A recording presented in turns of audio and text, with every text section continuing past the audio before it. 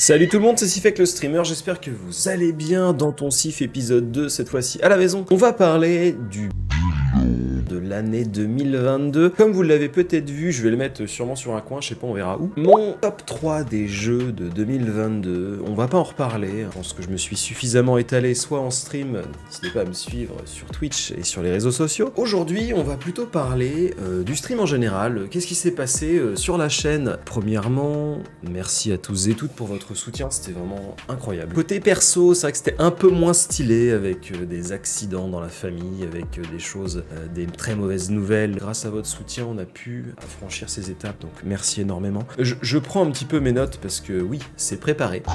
Bien sûr. J'ai la liste ici des différents jeux qu'on a pu terminer et aussi des différentes émissions qu'on a pu faire. On a terminé Legend of Keeper, qui était vraiment incroyable, un studio français.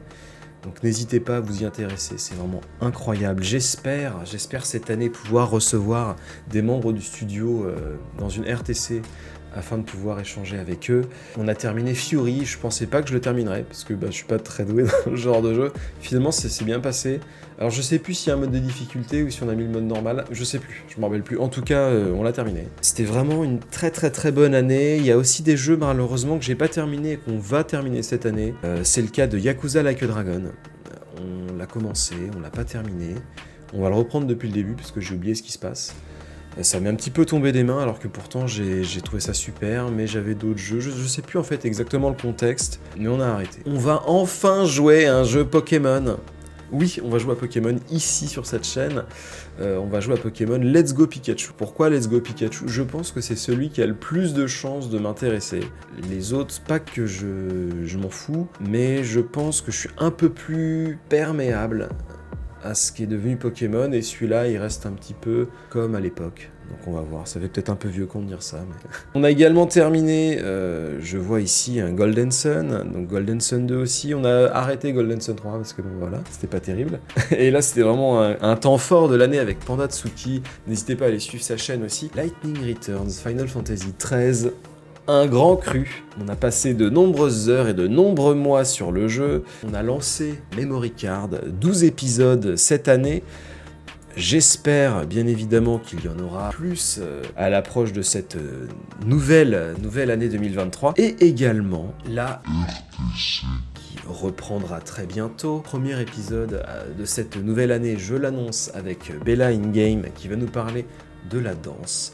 Autre chose aussi, j'espère, alors je ne peux pas m'y engager parce que malheureusement... Comme vous le savez, je suis petit streamer, petit youtubeur, et donc des fois d'aller négocier, ou en tout cas d'essayer de motiver certains gros influenceurs, même que j'apprécie, des personnalités un peu plus connues, ça reste compliqué.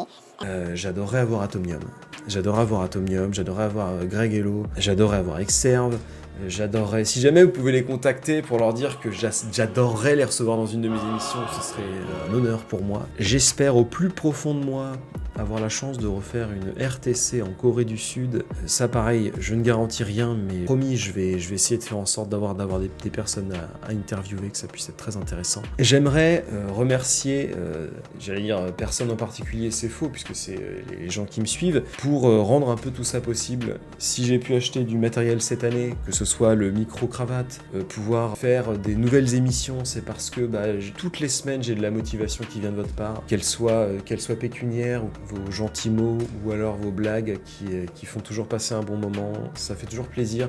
Je sais que pour beaucoup, cette année 2022 a été très compliquée, mais on a tenu bon, et cette année-là, on va encore tenir bon, et elle va être encore meilleure, on va faire en sorte qu'elle soit encore meilleure que 2022. Ça, c'est un truc qu'on peut se promettre. En tout cas, 2023, ça va être aussi l'objet de 2 nouvelles émissions. Je dis 2 nouvelles émissions parce qu'il y en a une, c'est sûr, c'est avec Matsan, ça s'appelle Music and Chill.